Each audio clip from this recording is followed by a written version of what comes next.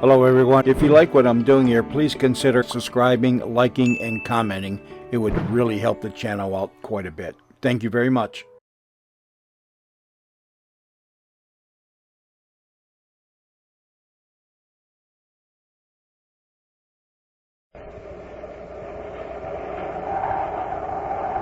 Wheat Chex, Rice Chex, and Good Hot Ralston present Space Patrol!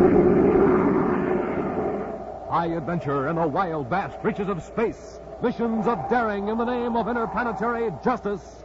Travel into the future with Buzz Corey, Commander-in-Chief of the Space Patrol.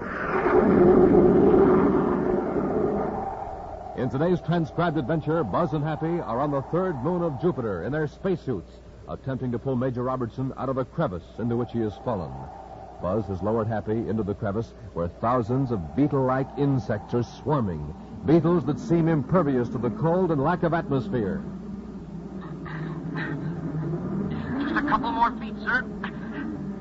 That's it, sir. Nope, they're off under the Major's arms, Happy. It's just a minute, sir. Until I brush off some of these insects. Gee, some of them just won't brush off, sir. They're awful. They're on my suit, too. Yes, and they're all over the Major's. Hey, Commander, they're eating through our spacesuits. We've got to get the Major out of there and get back to the ship. If these insects puncture our suits, we're finished. We'll be back in just a moment with today's Space Patrol story, The Moon Beetles.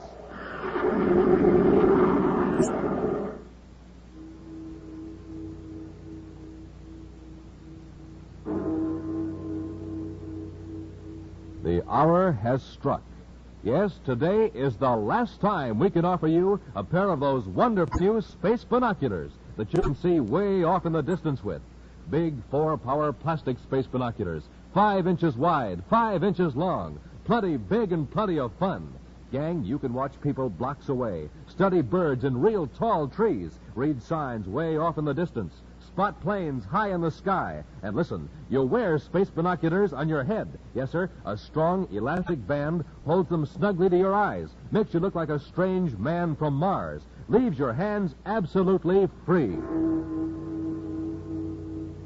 Yes, the hour has struck.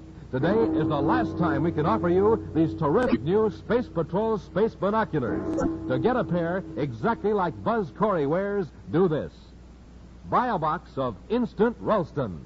Then, with your name and address, send 25 cents in coin and an Instant Ralston box top to Space Patrol, Box 686, St. Louis, Missouri. This offer good only in the USA and may be withdrawn at any time. That's Space Patrol, Box 686, St. Louis, Missouri.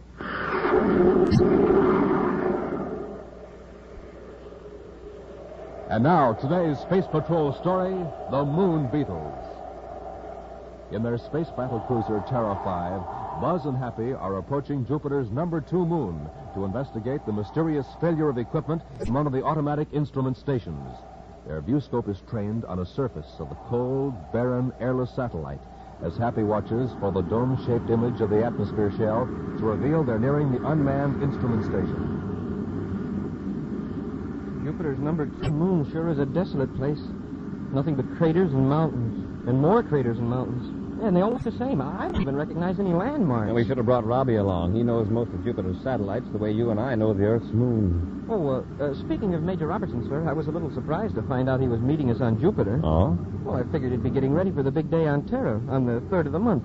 The Interplanetary Medal Award ceremony. I hope we can all be there. We will if we don't run into serious trouble on this instrument failure investigation. But, sir, doesn't the Major have to be there to receive the award? Oh, I was under the impression that the name of the person to receive the Interplanetary Medal was kept secret until the day of the ceremony. What makes you think Robbie's going to get it? Well, I heard rumors. Well, personally, I'd like to see Major Robertson get it, too. The final decision is up to the award committee. And they aren't going to let the news out ahead of time. We're getting close to the instrument station, Happy. See those 2 cone-shaped peaks at the edge of that broad, shallow crater? Yes, sir. The instrument station is right between those peaks. Well, that's funny. What's that, Commander? The small atmosphere shell should be visible now. Maybe the sunlight's hitting it at the wrong angle. Well, it should still show up on the viewscope.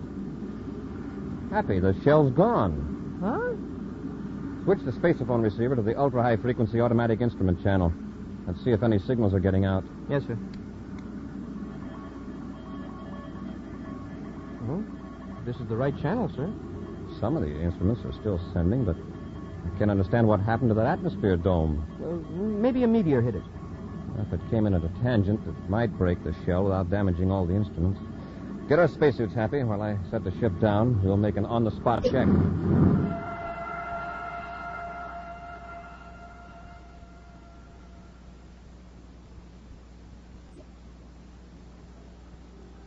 There are the instruments, sir. They don't seem to be damaged. The dome's foundation is intact. So are the double hatches to the airlock. The metal framework and the gates are still standing. Happy, I'm afraid your meteor theory is out. But if it came in almost parallel to the surface of the moon, hit the shell. There would still be fragments of the plastic shell scattered all over the area. Take a look. The ground all around is perfectly clean. Wow, the shell must have been completely disintegrated. That would put most of the instruments out of commission, even those that were picking up cosmic radiations through the receptors outside the shell. It's very strange, Happy. Cut off the atmosphere plant. We'll get back to the ship and blast off. Yes, sir. I'll spaceophone Robbie and ask him to meet us in Shargon instead of Jupiter City. Well, isn't that just south of Jupiter City? Yes, it's a technological center. It's where Dr. William Conrad receives and analyzes the data transmitted from these instrument stations on the different moons. I wonder how he'll analyze the fact that a whole atmosphere shell vanished. Wait a minute, Commander. Are you saying there weren't even any fragments of the atmosphere shell? That's right, Robbie. The whole thing just disappeared. And none of the instruments were physically damaged? No, Doctor. But some of them stopped transmitting because of the cold. It's really got us puzzled, Dr. Conrad. What do you think could have happened? Well, Happy, I won't even speculate until a thorough investigation is made. At the moment, Doctor, I feel this is a job for the security section. Robbie, get a lab ship and blast off for moon number 2. Yes, sir. Do you want me to go with the Major, Commander? Well, you'll be needed here in Shargon, Doctor. You've got to evaluate the data from the other moon centers. I'll keep in contact with you from number 2 moon and give you any information I can gather. Oh, good. And Robbie, I'll leave the investigation in your hands. Happy now go to our temporary quarters and get some rest. I can use a little sleep. I'll call you first thing in the morning, Dr. Conrad. Come on, Happy. Sleep is the next order of the day.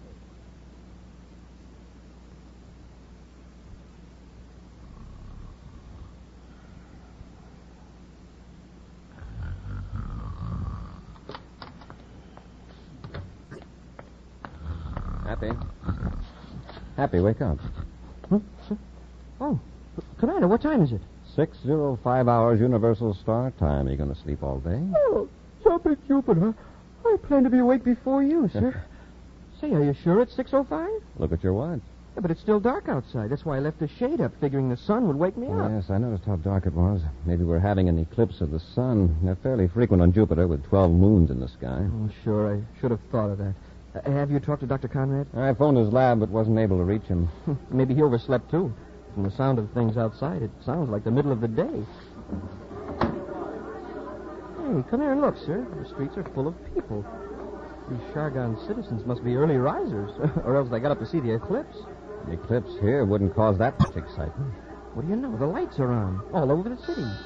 That must be Dr. Conrad. I told the charge of quarters to put the call in here. Corey speaking.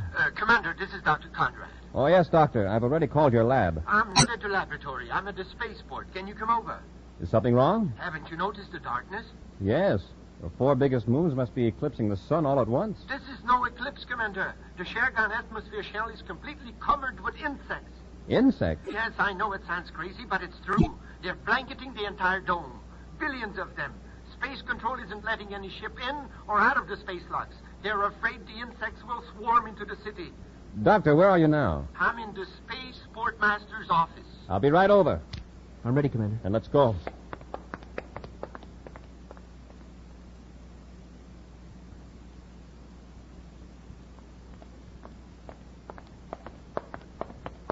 Well, here's the office, Happy.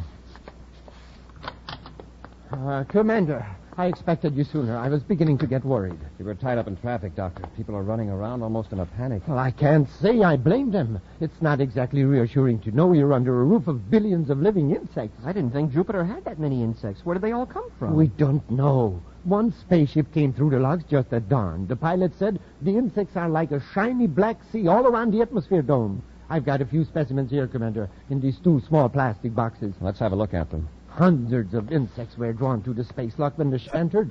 That's why Space Control closed the ports. Smoking rockets, look at the size of them. They must be about 2 inches long. They seem to be some sort of beetle. I don't recognize them. Well, I showed them to a friend of mine in the communication section, an amateur entomologist. He says he's never seen anything like them before on any planet. Very strange. Entirely new variety of insect appearing by the billions, and here on Jupiter, of all places. Hey, one of the bugs got loose. He's crawling across the desk. Did you take the lid off the box, Happy? No, sir. Look, the lid's still on it. Then how did it get out? Listen, what's that?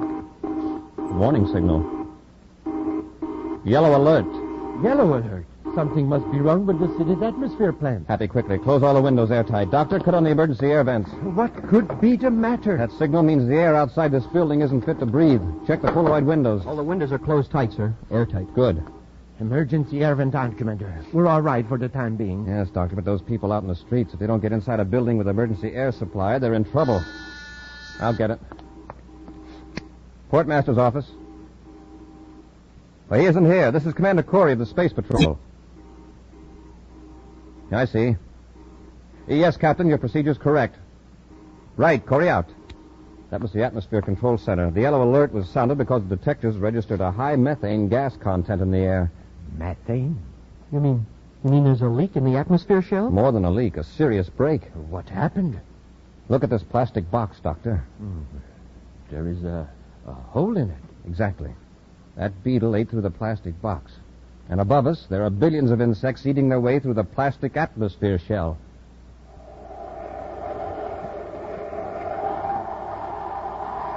We'll be back with Space Patrol in just a moment. Presenting the mystery of the baffling basketball player. Sometimes this 10-year-old boy would be a sharpshooter. He'd make basket after basket after basket. But then, at other times, ouch, he'd miss shot after shot. And so it went. Sometimes a shooting star, sometimes a falling star. Here was the trouble. This boy was only getting supercharged now and then. On some mornings, he'd have a power breakfast with rice checks or wheat checks, the super cereals that help to supercharge you. That's when he'd really shoot those baskets. But then, at other times, well, he'd just eat any old breakfast. And that's when they'd call him Fumbler. So, gang, remember, to be a winner every day, you have to get supercharged every day.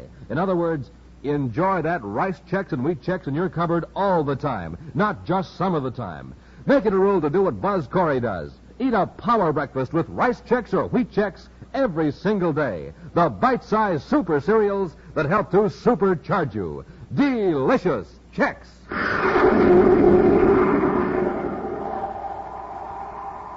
And now back to our Space Patrol story, The Moon Beetles. The city of Shargan on the planet Jupiter is perilled by a vast swarm of strange insects that completely cover the atmosphere shell.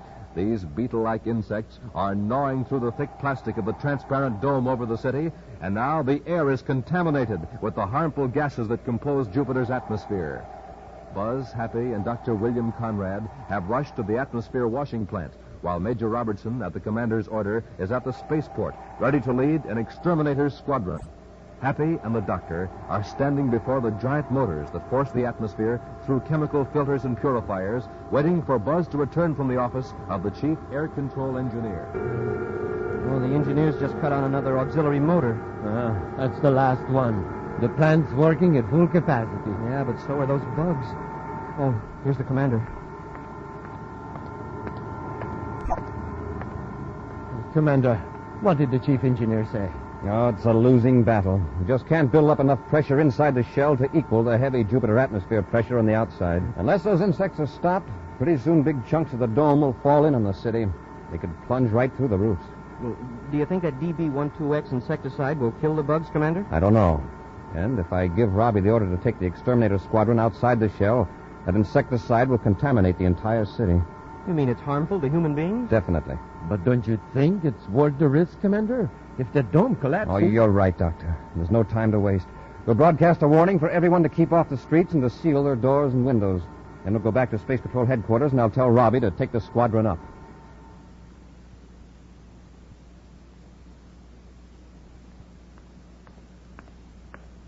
Commander, the streets have been completely cleared, and the Major and the squadron have been spraying the outside of the dome for 20 minutes.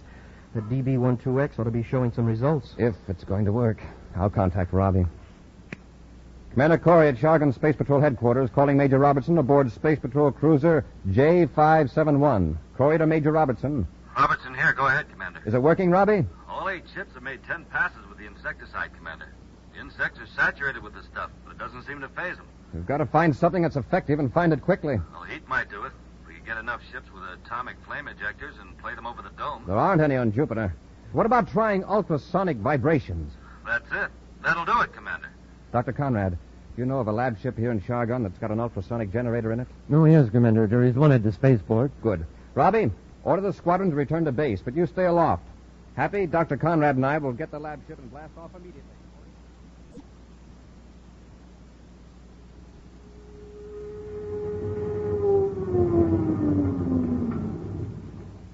Lab ship secured for blastoff, Commander. All right, Hap, I'll notify Space Control. Commander Corey and Lab Ship X211 in Area 2H calling Space Control Shargan. Space Control Shargan, go ahead. We're ready for blastoff. You may blast off at will, sir. Space Control out. Stand by to fire rockets, Happy. Standing by, sir. Ready, Doctor? Yes, Commander.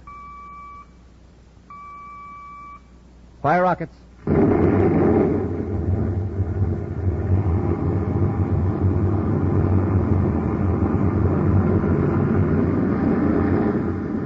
Here come the locks, sir.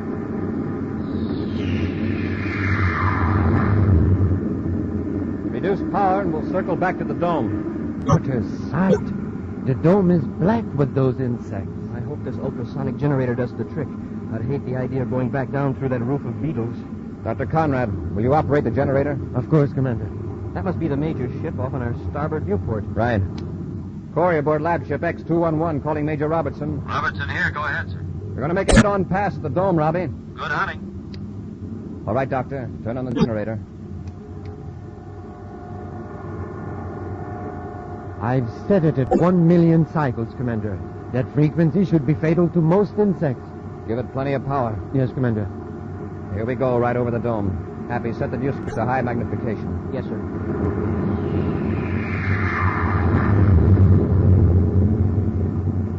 We'll circle back and make another pass. How's the viewscope setting, sir? Fine. We can see the insects quite clearly. They don't seem to be affected by the vibration. Shall I increase the frequency? Oh, wait. Look, they're dropping off the dome. Hey, they sure are. Sliding off by the thousands. It's working, Commander. The sides of the dome are nearly clear. Would you look at that? They're sliding off like a black avalanche. We'll make a couple of more passes just to make sure we've got them all. Just look at how they're heaping up around the base of the atmosphere shell. It's going to be some job clearing them away. The first problem is to get a crew to work sealing up those holes in the dome. Commander, this is Robbie. Yes, Robbie? More trouble. I just got word that there's a plague of those beetles on moon number 3. They've attacked the small atmosphere shell over the research station. I could disrupt the entire interplanetary communications system, to say nothing of ruining all Spaceflight 8 stations. Hey, we'd better get out there with the ultrasonic generator. It wouldn't work on that moon, Happy. There's no atmosphere to transmit the high-frequency sound of the insects, but they've got to be brought under control. Smoking rockets. Well, there are 100 men in that station. They can't even be evacuated because they can't open the space locks. What's wrong with the power unit? Communications picked up automatic signals that indicate a relay didn't work. If somebody could get there, get inside the power unit shell, and trip that switch, the research station would have power restored. But how about the insects? Doctor, the new Delta Ray, would that destroy the insects? Yes, but it had to be focused so that the rays wouldn't penetrate the shell, or it would destroy the man inside, too. Is there a Delta Ray here in Shargon? No, the nearest one is in Jupiter City. Robbie, you blast off for moon number 3 and get that power on. Happy to go to Jupiter City for the Delta Ray and join you on the moon at the research station.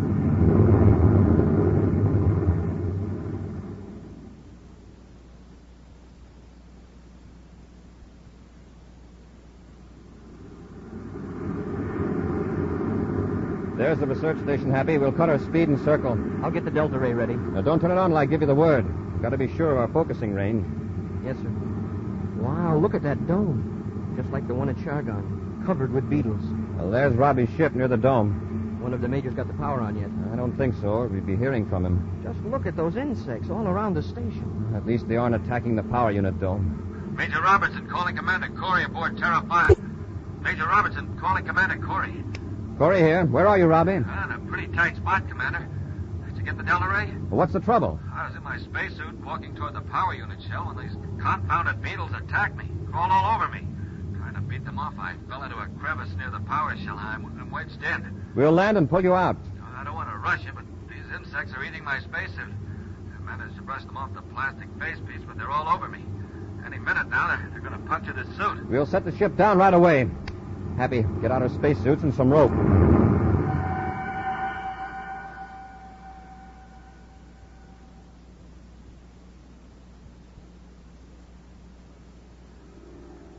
There he is, Commander. He's really wedged in. Look at those Beetles. There are hundreds of them down in the crevice and all over him. Robbie, can you read me? Yes, sir. They're going to drop you a rope. Grab it. Go ahead, Hap. Catch, Major. All right, hang on. We'll pull you up. Hey, it slipped out of his hands. Robbie, can't you hang on? I haven't got any strength. Are you hurt? It's my leg. I'm beginning to feel faint. Losing air. But this is no time to pass out. If that suit is punctured, you're finished. Robbie! Robbie!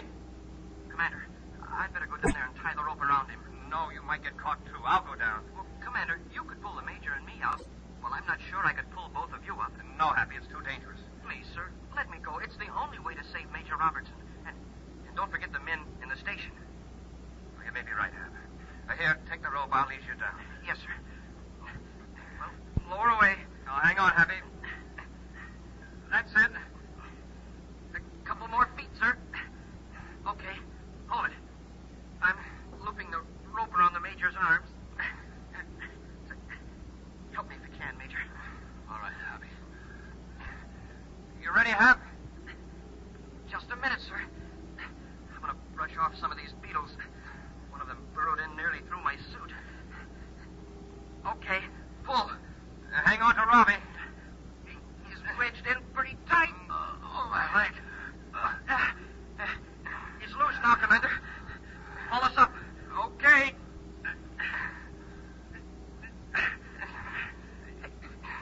Commander, your face piece. There are Beetles swarming all over it. I can't brush them off now. But they'll eat through the plastic. I can't let go of the rope till you and Robbie are out of there. We're nearly to the top. That does it. Better take the Major, sir. He's in pretty bad shape. All right, Hap. Clean off your face piece. A Beetle is half buried in it. They're all over you. Yeah, I know. They're all over you, too, sir. Let's get to the ship quickly. We'll peel out of these spacesuits in the airlock and then turn the Delta Ray on the research station shell. I guess we'll have to carry the Major, sir. All right, Happy. But come on. We've got to hurry.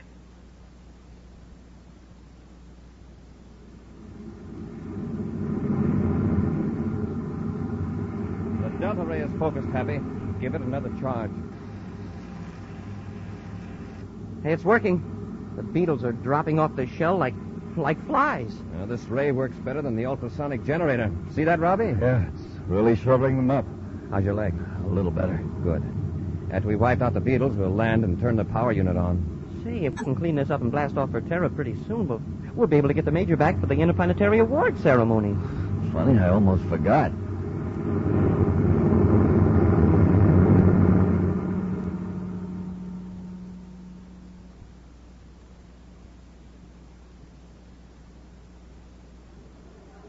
Thank you. Thank you very much. Go on up, Major. The commander's ready to give you the medal. Quiet, Happy. The commander's going to speak. Fellow citizens of the United Planets, it's my privilege and honor as last year's recipient of the Interplanetary Award to present this symbol of courage and service to the current winner. It's a special source of pride to me because the award goes to a member of my own space patrol. Major, the commander's looking this way. He wants you to go up. The choice this year was a difficult one for the team, and the person chosen by them has declined the honor. But, Major, I Quiet, Hap. The commander's speaking. Well, Yes, the selected candidate, Major Robertson, Security Chief of the Space Patrol, feels that the Interplanetary Award should go to the man who risked his own life to save another, and thereby help save the lives of 100 men. So, in a special session, the committee accepted the Major's suggestion, and I shall now present the Interplanetary Award to a member of the Corps of Cadets, Cadet Happy. Huh? Me?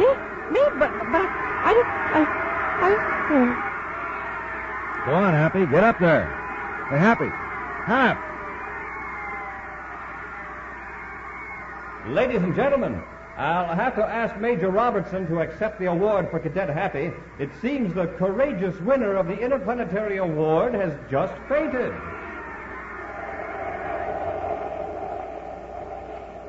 An exciting preview of next week's thrilling Space Patrol adventure in just a moment.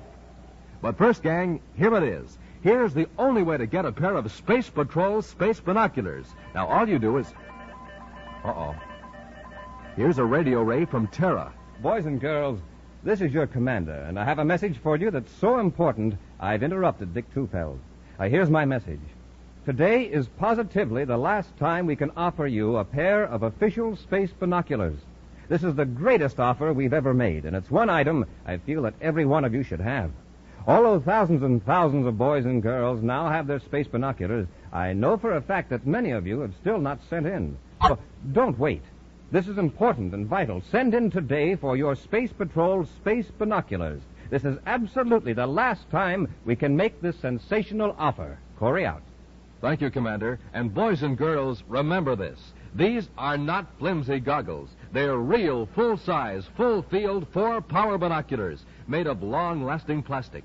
Real, full-size, full-field, 4-power binoculars that make everything in the distance look bigger, closer, clearer. The revolutionary new binoculars you wear on your head. Thrills and fun galore. You can identify buildings way off in the distance, spot planes, study birds, watch far-off traffic, read distant signs, and do lots and lots of other things with your space binoculars all year long. Now, to get a pair, buy a box of Instant Ralston. Then, with your name and address, send 25 cents in coin and an Instant Ralston box top to Space Patrol, Box 686, St. Louis, Missouri. If you don't agree your binoculars are tops, return them and we'll return your money. That's Space Patrol, Box 686, St. Louis, Missouri. And now, an exciting preview of next week's thrilling Space Patrol adventure.